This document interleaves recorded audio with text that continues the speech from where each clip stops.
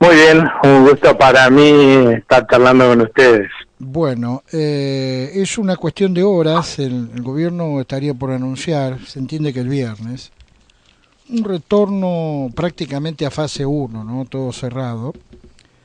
Se está tratando de que los gobernadores, en su mayoría, tomen alguna determinación similar en sus estados provinciales. Usted entiende que para no pagar solamente en el gobierno nacional el costo político. Ahora bien, económica, financieramente hablando, ¿cómo se sostiene, cómo se puede sostener esto? La verdad va a tener un costo muy alto y te lo puedo ejemplificar con algo que estamos viendo en los medios en los últimos tiempos, que es el caso del sector gastronómico. El sector gastronómico el año pasado tuvo un golpe fenomenal por la cuarentena, que fue muy restrictiva y larga, sobre todo para ellos. Apenas sí algunos lograron sobrevivir facturando mínimamente, porque eso fue apenas una porción de lo que facturaban antes con delivery. Igual muchos lograron aguantar el golpazo y llegar al periodo en el cual empezaron a poder atender en sus negocios y facturar algo más. Sin embargo, en los últimos meses hemos visto históricos restaurantes que han terminado cerrando sus puertas, ¿no?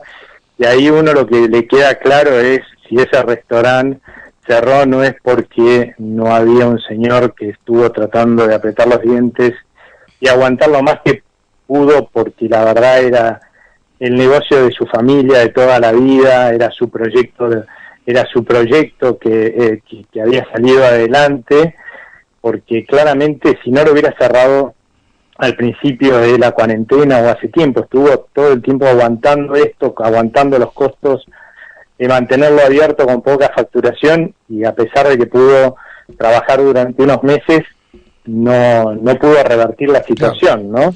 Imagínate si ahora los volvés a cerrar, claramente va a haber una gran mortandad fenomenal, y a partir de ese ejemplo podés sumar todos los demás, ¿no? Porque todo el mundo ha llegado muy golpeado, porque claramente los sectores informales de la economía van a sufrir muchísimo, ¿no? Creo que van a ser, porque la mayoría de los que trabajan en el sector informal no tienen la suerte que tenemos algunos de poder hacer, digamos, trabajar desde nuestra casa virtualmente, ¿no? Claro.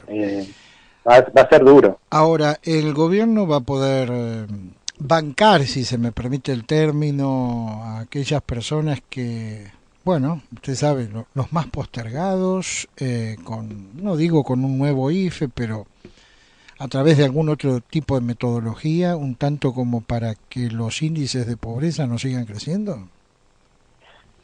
Y ahí va a tener que reasignar recursos. El año pasado, obviamente, la mayor parte de los recursos se dedicó a asistir a los sectores productivos y a los trabajadores que habían quedado en situación vulnerable, y bueno, y ahí fue muchísima plata, pero ahora se suponía, a partir de lo que se vio en el presupuesto, que se iban a bajar la mayor parte de esos gastos, porque la pandemia no iba a implicar tantos costos sociales, porque íbamos a llegar mejor parados a la segunda ola, y iban a bajar esos gastos, con que parte mínima por ahí se iban a destinar a reducir el déficit. O sea, el exceso de gasto del año pasado es insostenible en el tiempo, porque no hay cómo financiarlo, cosa que vino sucediendo.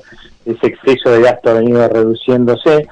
Por otro lado, también ha venido reduciéndose porque la recuperación de la economía ha sido también importante, y eso ha implicado también un aumento de los ingresos del Estado, pero también es cierto que dentro de los gastos que se estaban reduciendo para poder, de estos que hablamos, ¿no?, que tenían como motivo la pandemia, buena parte de esos gastos se destinaron en el presupuesto a cosas que tenían más que ver con política electoral, ¿no?, como casi duplicar las obras de infraestructura.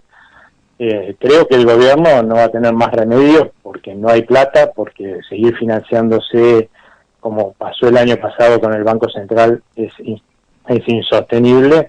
va a tener que reasignar partidas, porque si hay que gastar más en sostener a la gente que quede en situación vulnerable por nuevas restricciones, y además esas nuevas restricciones van a moderar el ritmo de recuperación de la economía y por lo tanto de los ingresos, no hay margen para priorizar la política electoralista, ¿no? Habrán dos preguntas más. La primera, ¿cuánto aproximadamente podemos haber recuperado en materia económica de todo lo que perdimos el año anterior?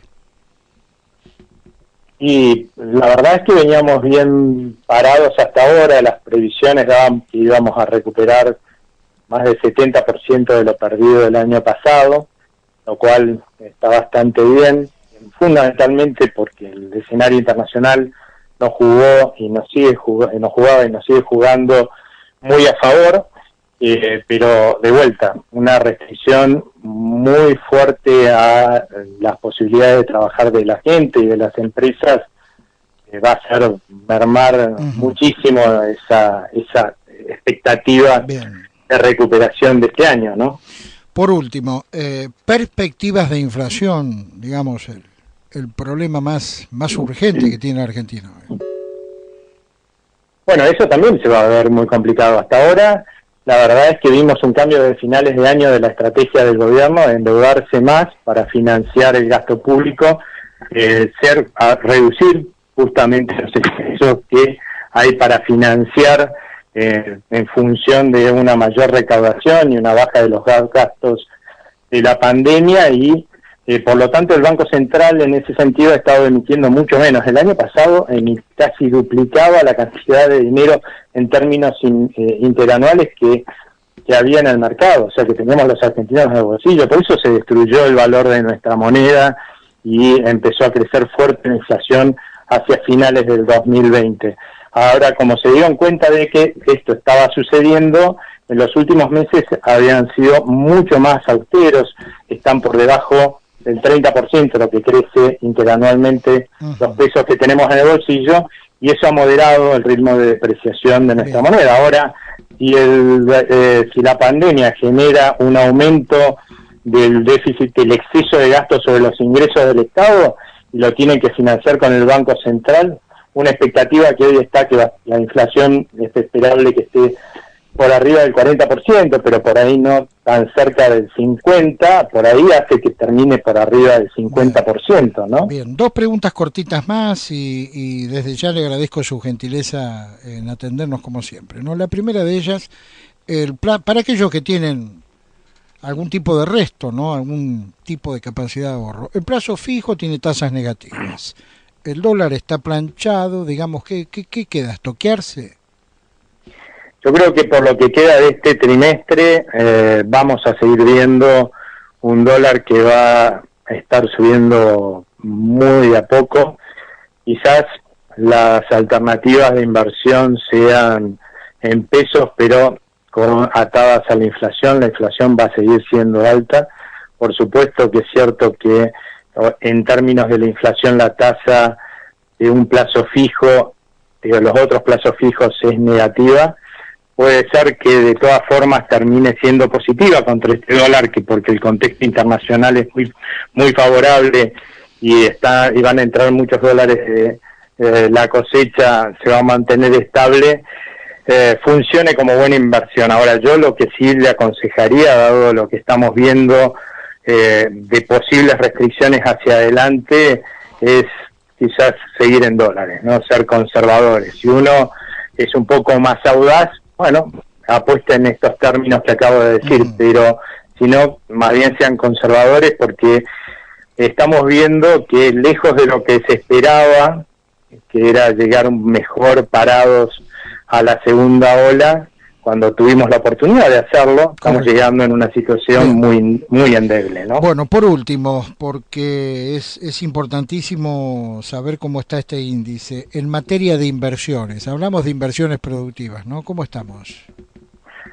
No, estamos en eso, seguimos estando mal, va a haber alguna recuperación de las inversiones, pero más bien las que promueve el Estado, estas otras que hablábamos de inversiones en infraestructura, y algo en términos de tratar de salvar los ahorros que uno tiene y que los tiene en pesos y en blanco invirtiendo en construcción, pero las perspectivas de la inversión productiva de plantas es muy pobre hacia adelante, incluso en los sectores a los cuales se los está tratando de privilegiar o beneficiar con leyes que son meramente sectoriales, porque también es cierto que esos sectores por ahí les bajan los impuestos, que para otros son altísimos, les flexibilizan las normas laborales, que para otros son hacen imposible tomar un trabajador, o también les bajan al resto de la economía, pero también